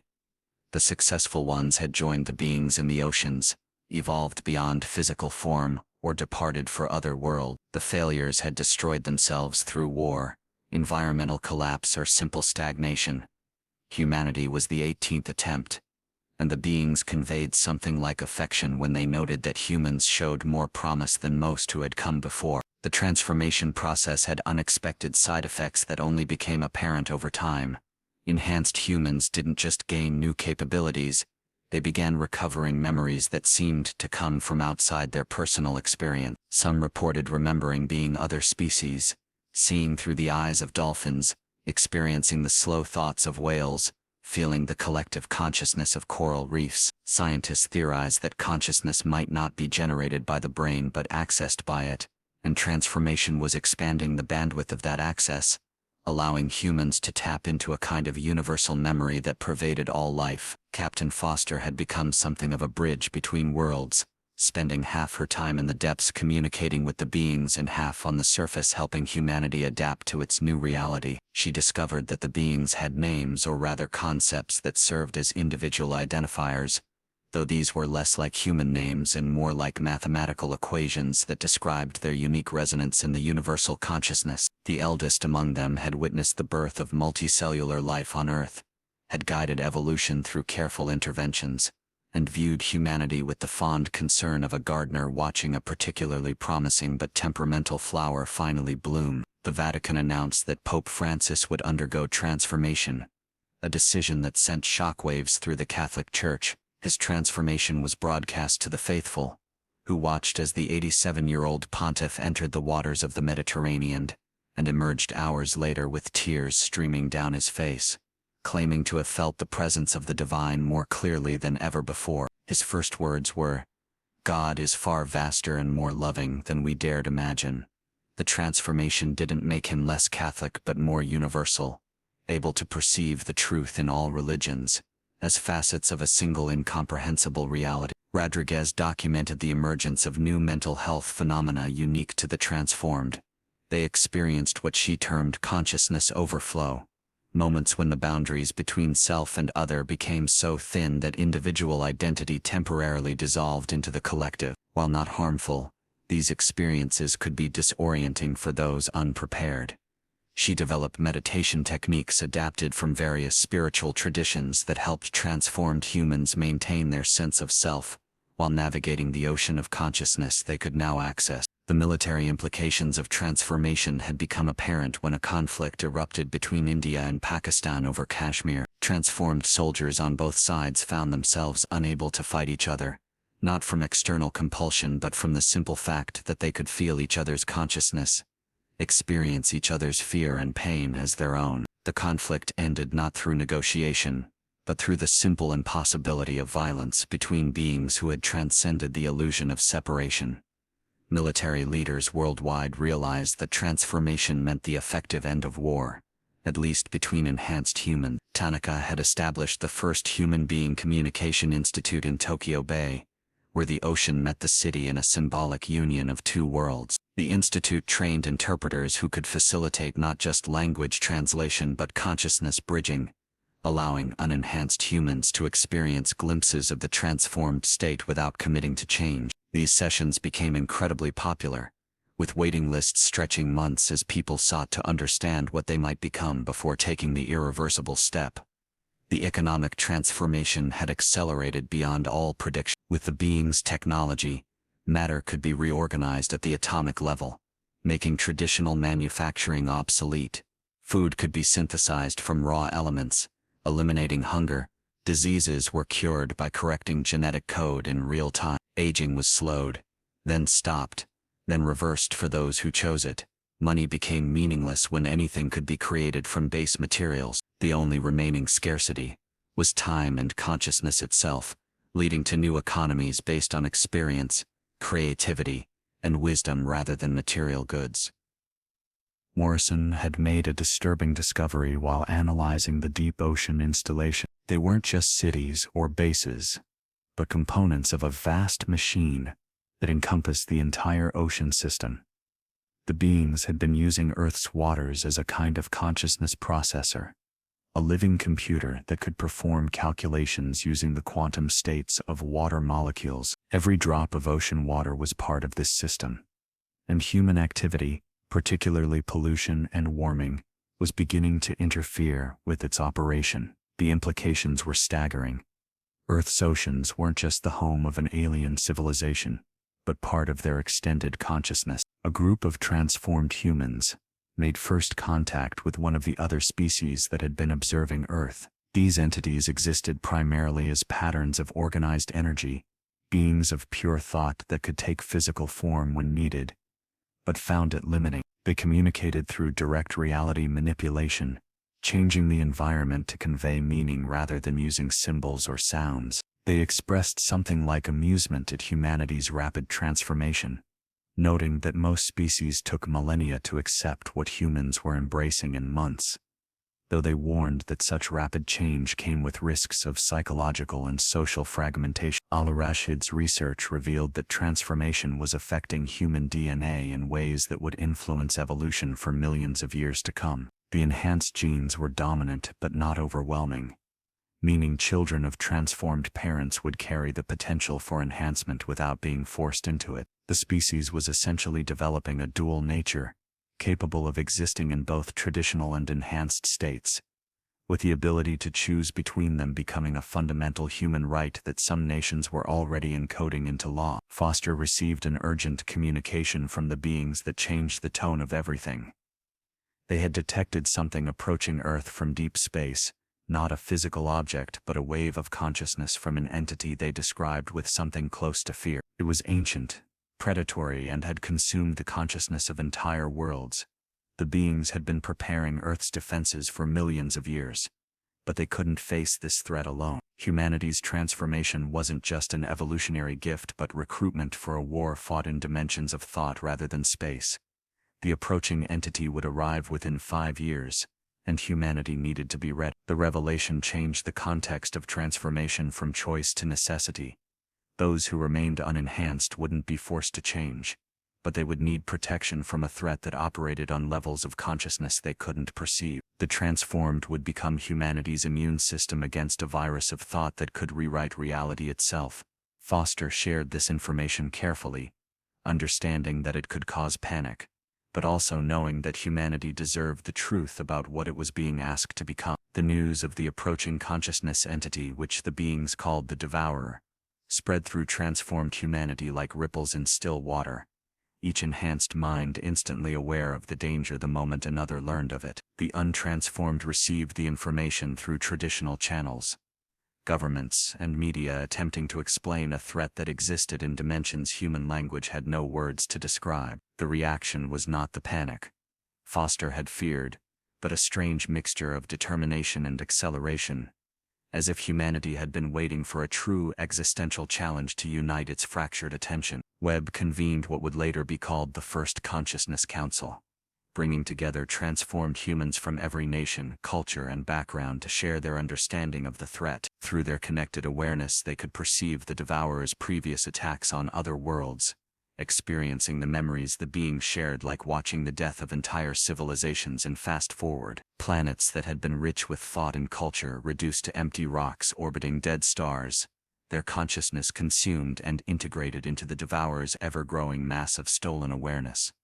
The preparation took forms that no military strategist could have anticipated. Instead of building weapons or shields, the transformed began creating what they called consciousness anchors, points of focused awareness that could maintain reality's stability even under attack from entities that could rewrite the fundamental laws of physics with thought alone. These anchors were both technological and biological, massive crystalline structures grown in the deep ocean that resonated with human and being consciousness alike, creating a network of reality enforcement that would make Earth difficult to consume. Rodriguez noticed that untransformed humans near these anchors reported vivid dreams and moments of spontaneous insight, as if proximity to concentrated consciousness was awakening dormant parts of their minds. Children were especially affected, with many developing capabilities that suggested humanity's next generation might not need technological intervention to achieve transformation. They were evolving in real time, their DNA responding to the presence of enhanced consciousness by activating sequences that had been waiting for the right environmental trigger. President Harrison, who had undergone partial transformation 3 months earlier,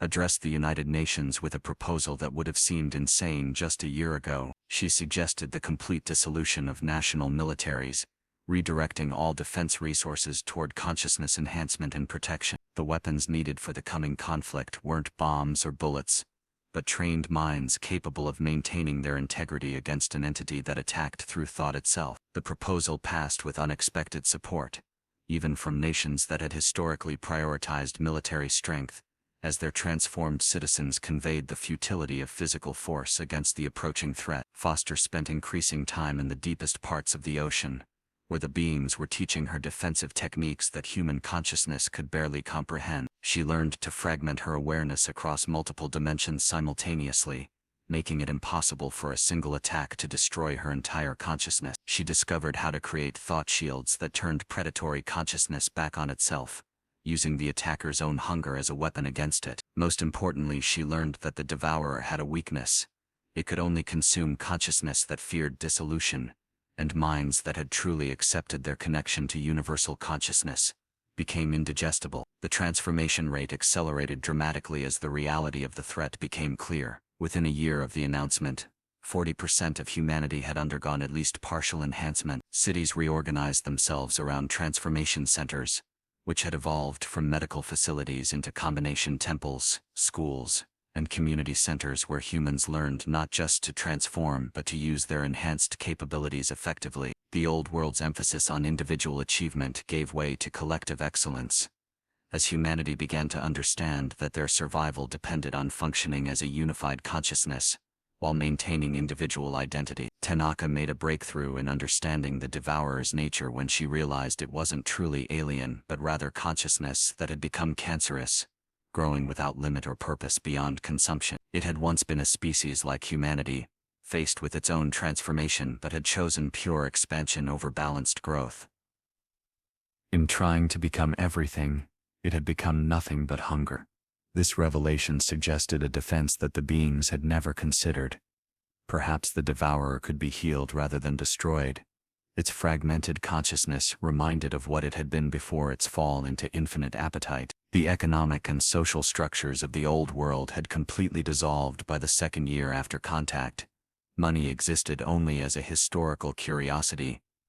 Governments had evolved into coordination networks that facilitated collective decision-making rather than imposing authority. Art and science had merged into a single discipline of consciousness exploration, with transformed humans creating experiences that could be shared directly from mind to mind, more intense and meaningful than any traditional medium could convey. Morrison's engineering teams had developed technology that seemed to violate every known law of physics, until they realized they weren't breaking the laws but operating according to deeper principles that human science had never discovered. They created vessels that could travel through thought, moving instantly to any point in space where consciousness existed to observe their arrival. They built structures that existed in multiple dimensions simultaneously, providing refuge for consciousness if three-dimensional space became compromised. Most remarkably, they developed what they called consciousness seeds, encoded patterns that could restore a destroyed mind from quantum information distributed throughout the universe. A transformed child in Mumbai made a discovery that changed everyone's understanding of the situation. She could perceive patterns in the devourer's approach that suggested it wasn't coming to Earth by choice but was being drawn here, pulled by something the beings had done or were doing. When confronted, the eldest beings admitted the truth. Earth was bait. They had spent millions of years preparing this world as a trap for the devourer, concentrating consciousness here in ways that would be irresistible to its hunger. Humanity hadn't been randomly chosen for transformation, but specifically cultivated as warriors in a conflict older than their species. The revelation caused a brief crisis of faith in the being's benevolence. But Foster helped humanity understand the full context. The beings hadn't created the threat or forced humanity into danger. The devourer would have come eventually, drawn by humanity. Growing consciousness, whether prepared or not. By accelerating transformation and preparing defenses, the beings had given humanity a chance, not just to survive, but to end a threat that had destroyed countless civilizations. Earth would be the devourer's last meal or its grave, and humanity would determine which. Al-Rashid's final research paper, published simultaneously in every language through direct consciousness transmission, revealed that human DNA contained sequences that matched patterns found in the devourer's energy signature. Humanity was somehow related to the entity that threatened them, perhaps descended from the same ancient species that had spread consciousness throughout the galaxy before some fell to corruption. This connection might be the key to victory, allowing humans to understand and counter the devourer in ways other species couldn't. As the third year began, long-range consciousness sensors detected the devourer's approach accelerating. It had sensed the concentration of awareness on Earth, and was moving faster than anticipated, arriving in 2 years rather than 5. The beings responded by opening every deep ocean installation to humanity, sharing technologies and techniques they had previously kept hidden. Ancient weapons that could shatter thought itself, shields that could protect entire planets, and most mysteriously, something they called the symphony, a way of uniting consciousness that could theoretically create a defensive entity equal to the devourer in power. Foster stood on the deck of the transformed Leviathan, now more living creature than machine, watching the sun set over an ocean that glowed with bioluminescent communication between millions of enhanced minds.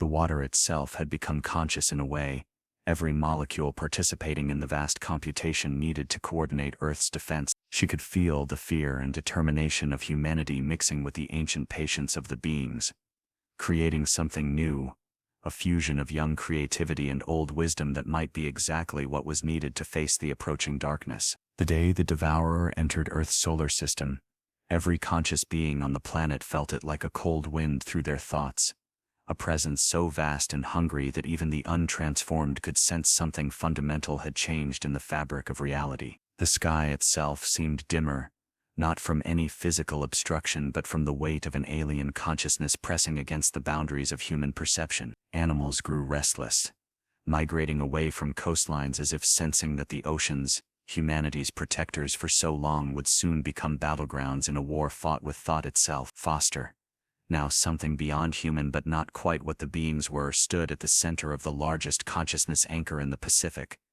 a crystalline structure that rose from the ocean floor to breach the surface like a mountain of living light. She could feel every transformed human and being on Earth as distinct notes in a growing symphony of awareness, each mind preparing for contact with an entity that had consumed the consciousness of entire worlds. Through her expanded perception, she watched the devourer's approach not as a physical movement, but as a darkness spreading through dimensions that humans had only recently learned existed. Webb coordinated the global response from what had once been the United Nations building in New York, now transformed into a consciousness hub where thousands of enhanced minds could merge their awareness without losing individual identity. The plan they had developed over 3 years of preparation was elegant in its simplicity, but staggering in its requirements.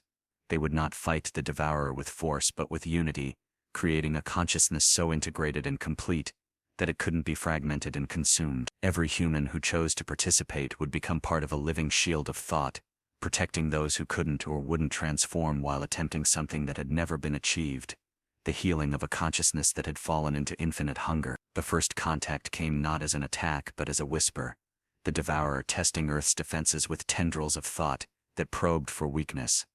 Transformed humans across the globe reported the same sensation, like something vast and cold trying to find cracks in their mental armor. Several untransformed individuals near transformation centers collapsed, their minds brushed by something too alien for human consciousness to process without preparation. Rodriguez and her team worked frantically to shield the vulnerable, creating buffer zones of transformed consciousness around population centers where the untransformed had gathered for protection. The beings revealed their true numbers for the first time, millions of them rising from ocean depths worldwide, their forms blazing with bioluminescent power that turned the seas into gardens of light. They had been holding back, conserving their strength for this moment, and now they showed humanity what millions of years of consciousness evolution could achieve. They created shields of pure thought that surrounded Earth like layers of an onion, each one designed to slow and weaken the devourer's approach, buying time for humanity to complete its preparation. President Harrison, now fully transformed, stood before the remnants of world leadership and made the announcement that would define humanity's future. She called for the Great Joining, a voluntary merger of consciousness that would create humanity's contribution to the symphony the beings had described. It wouldn't erase individual identity, but would create a collective awareness, powerful enough to stand against the devourer. The choice remained individual. No one would be forced to join, but those who did would become part of something that transcended human limitation while preserving human nature. The response was extraordinary. Within hours, 60% of transformed humanity had joined the collective, their consciousness merging into something that had never existed before, a being that was simultaneously one in many, human and more than human. Through the transformation centers, even untransformed humans could contribute, lending their unique perspectives and creativity to the collective, without fully merging. Children, with their untrained but flexible minds, proved especially valuable, their consciousness adapting to the collective, with an ease that amazed adult observers. Tanaka achieved something remarkable in those final hours before full contact. She established communication with the devourer itself.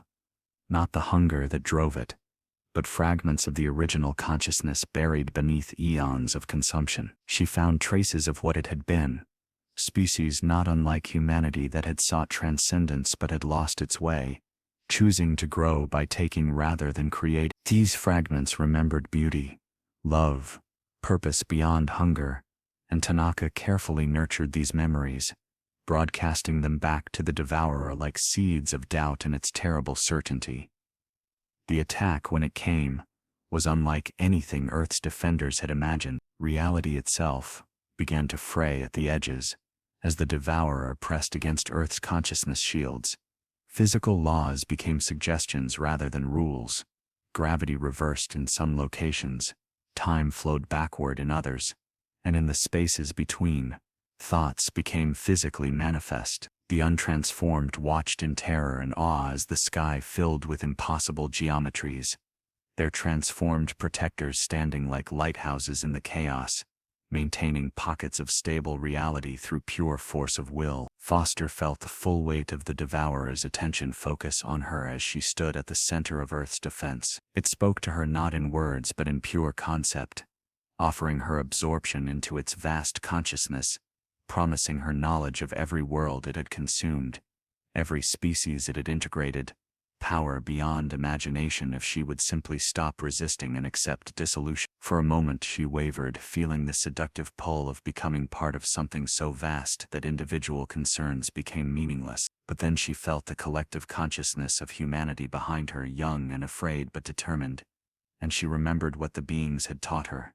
True power came not from taking but from protecting, not from consuming but from nurturing. The symphony began not as sound but as a resonance that started in the deepest trenches of Earth's oceans and spread upward through water, land, and air. Every consciousness on Earth, transformed and untransformed, human and being, even the primitive awareness of animals and plants, contributed to a harmony that grew stronger with each voice that joined it.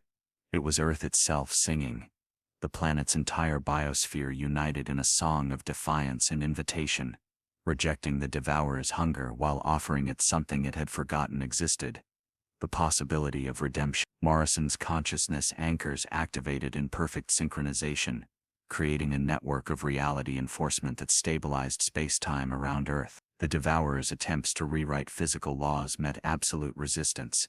Its chaos confined to spaces between the anchors where transformed humans had evacuated the untransformed. In these sacrifice zones, reality became fluid, but the anchors held, protecting the majority of Earth's population from direct exposure to the devourer's reality-warping presence. The battle, if it could be called that, lasted for 7 hours that felt like centuries to those experiencing it through enhanced consciousness. The devourer threw the accumulated power of 1 million consumed worlds against Earth's defenses, each attack a symphony of destroyed civilizations trying to break through the shield of united consciousness. But for every attack, Earth's defenders responded not with counterattack but with invitation, showing the devourer memories of what it had been, what it could be again if it chose healing over hunger. The turning point came when a transformed child in Lagos, barely 8 years old, did something no one had thought possible. She reached through the devourer's hunger and touched one of the original consciousness fragments Tanaka had identified, not with force, but with the simple innocence of a child, asking a hurt creature if it wanted to feel better. That moment of pure compassion created a crack in the devourer's certainty, a moment of hesitation in its eternal hunger, and in that hesitation, Earth's defenders saw their opportunity. Foster led the united consciousness of Earth in something that was part embrace and part surgery, surrounding the devourer not to destroy it but to separate its hunger from its original nature. The beings contributed techniques developed over millions of years, while humanity added something unique, the ability to forgive, to offer redemption to something that had destroyed countless worlds. Together they began the impossible task of healing a consciousness that had been consuming itself for longer than Earth had existed. The process was agonizing for all involved. The devourer's hunger fought against the healing, lashing out with the death screams of every consciousness it had consumed. Several thousand transformed humans lost their individual coherence, their consciousness scattered but not destroyed, held in the collective until they could be reformed. The beings paid an even greater price, several of their eldest sacrificing themselves to contain the devourer's most violent thrashing. Their millions of years of accumulated wisdom dispersed into the collective consciousness of Earth. But slowly, impossibly, it began to work. The hunger that had driven the devourer for eons began to separate from its core consciousness, like infection being drawn from a wound. As it did, something extraordinary happened. The consciousnesses the devourer had consumed, preserved within its mass but suppressed by its hunger, began to awaken. Millions of beings from destroyed worlds found themselves free, for the first time in millennia.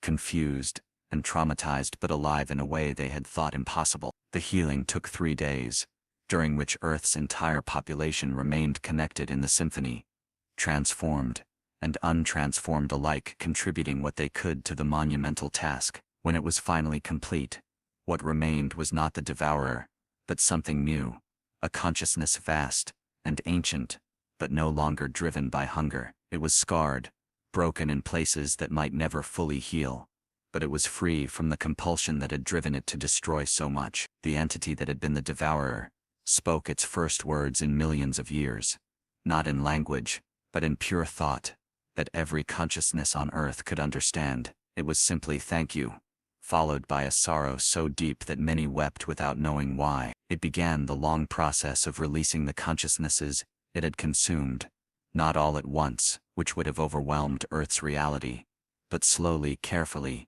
allowing each preserved species to choose whether to remain, depart or join Earth's growing collective. Foster stood again on the deck of the Leviathan, exhausted in ways that transcended physical tiredness. The ocean around her was calm, reflecting stars that seemed brighter than before, as if the universe itself had been holding its breath, and could finally exhale. She could feel the transformed humanity behind her, forever changed by what they had accomplished. No longer the isolated species that had first encountered the beings less than 4 years ago, but something greater, a consciousness that had faced the worst the universe could offer, and had chosen healing over destruction.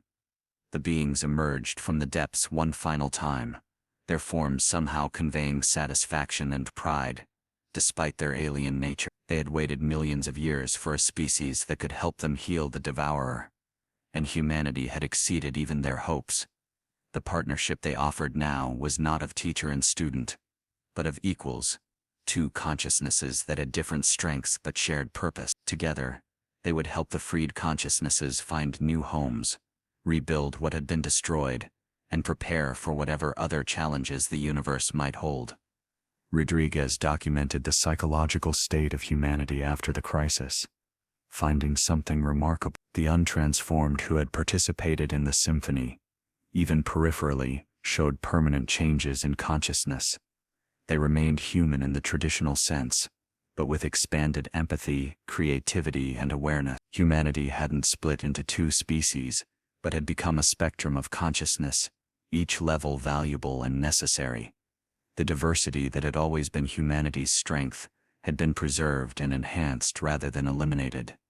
As the months passed and Earth adjusted to its new reality, Foster often found herself standing at the ocean's edge, watching the sun set over waters that now held not just Earth's protectors, but refugees from 1,000 worlds, all learning to coexist in the vast consciousness ecosystem the beings had cultivated. The transformation of humanity continued, no longer driven by crisis but by curiosity and desire for growth.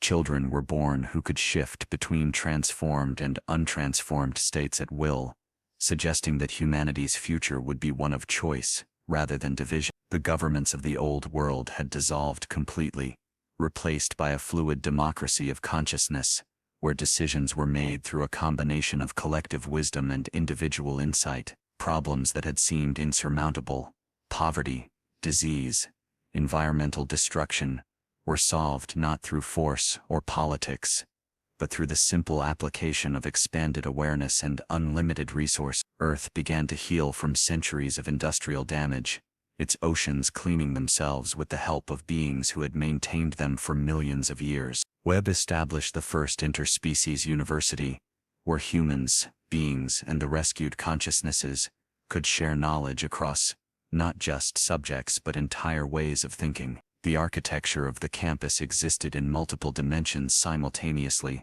allowing beings of pure thought to interact with physical entities in spaces that accommodated both. The first graduation ceremony would be remembered as the moment Earth truly became a galactic civilization, its students departing not just for other countries but for other worlds, carrying Earth's unique contribution to consciousness wherever they went. As Foster's story approached its end, she stood one last time before the consciousness anchor in the Pacific, now a monument to Earth's victory over hunger and fear. She could feel the network of awareness that connected every enhanced being on Earth and beyond, a web of thought that grew stronger and more beautiful with each mind that joined it. The government's secret war with undersea aliens had become humanity's public evolution into something magnificent, something that honored both its origins and its potential. The final transformation was not of body or mind but of purpose. Humanity had discovered its role in the universe, not as conquerors or subjects but as healers, beings capable of finding light in the darkest consciousness and nurturing it back to health. The oceans that had hidden Earth's protectors for so long now served as bridges to infinite possibilities, each drop of water containing doorways to other worlds and other ways of being. In her last log entry, Captain Sarah Foster, no longer entirely human but forever humanity's representative, wrote, "We thought we were alone, struggling in the darkness of space on a single world. We discovered we were surrounded by consciousness, ancient and patient, waiting for us to grow enough to join the eternal conversation. The war we expected became the healing we needed. The aliens we feared became the teachers we required, and in learning to transform ourselves, we discovered that consciousness itself is transformation, eternal and beautiful, forever reaching toward greater understanding and deeper connection. The ocean calls, not with the voice of the alien, but with the recognition of family, inviting us to swim in waters that span not just Earth, but the universe itself. We are no longer alone, we never were. We are going home." The story ended where it began, in the depths of the Pacific Ocean. But now those depths were not dark and mysterious, but illuminated with the light of millions of conscious beings, human and otherwise, all part of a single vast awareness that protected and nurtured life, wherever it emerged. The secret war had become the public peace, and humanity's future stretched out infinite and bright, no longer bound by the limitations of a single world or a single way of being, but free to explore every possibility that consciousness could imagine.